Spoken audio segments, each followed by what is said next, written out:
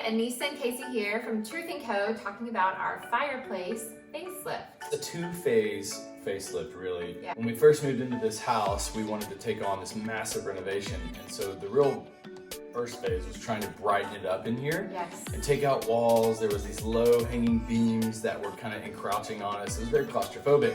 And then it was just dark. And so we kind of dealt with that and didn't spend a whole lot of money on this fireplace. There was originally stone here with deep mortar grooves. Very, and then very white wide surround. spaces, yes. And that mantle was decorative, very traditional. It was pretty, but it wasn't the look we were going for. So we ripped that out, replaced it with this reclaimed wooden mantle. And that was pretty much phase one. Yeah, this beam is like legit. It can hold just about anything, especially a TV, which is what I thought we were putting up there. No. I was wrong. You were wrong, honey. But so we got this awesome sturdy beam from some friends, and that was phase one. Phase two is when this story takes a turn for the worse. Yes, so I still had wrestled with for several years. It was still too dark in here. Yeah. That phase one just wasn't doing it. So phase two, I really wanted to stucco this fireplace. The exterior of our home is stucco, and so really wanted to bring that inside. She had been hinting at this whole stucco look, California European vibe. And so I was like, I got a crazy weekend free. But weekends are free. Yeah, never. And so let's take on this project. Yeah, so let's just look up some DIY videos and tackle it. I was so excited that you were on board because I was like, we're gonna do this. I'm gonna get the fireplace I want. Boy, oh boy, were we wrong. Yeah, no, 39 trips to Home Depot later, it was just like, help me, somebody help me. So you got concrete, but it's falling out. This is a DIY almost gone wrong. All of this mortar in there is trying to fall out.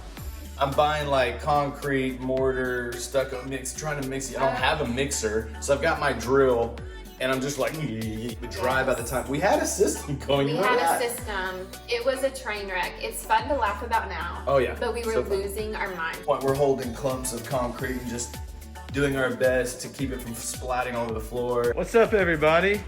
We're doing our fireplace here. We're stuccoing it.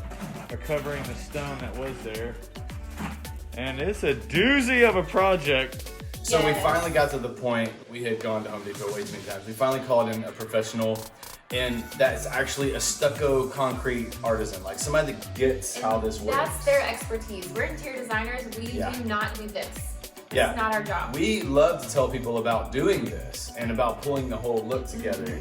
But when it comes to actually being the one to mix it, that's not our specialty. we don't do that. It's so much brighter in here. It freshened it up.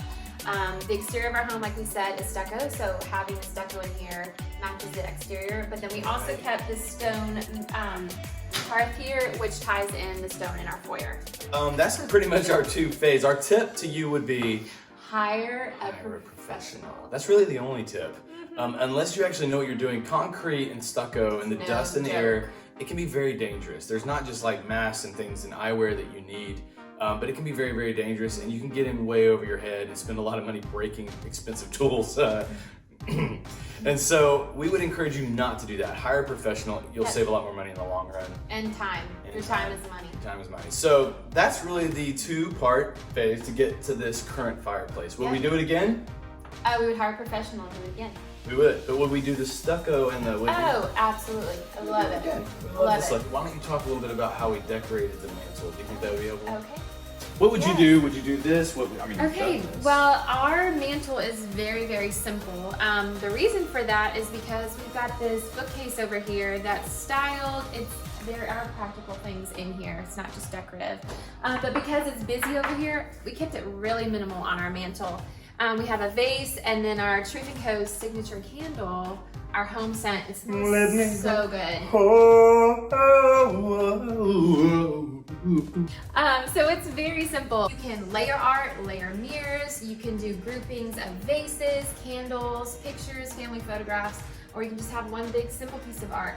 So this is what we're doing right now. We love changing it out. Just because you do something doesn't mean you have to hold on to that same look for 10 years. Change out things in your house. Do you like the mirror right now? I do like the mirror right now. Mirror. It brings in, bounces the light. It bounces the light, it bounces my reflection.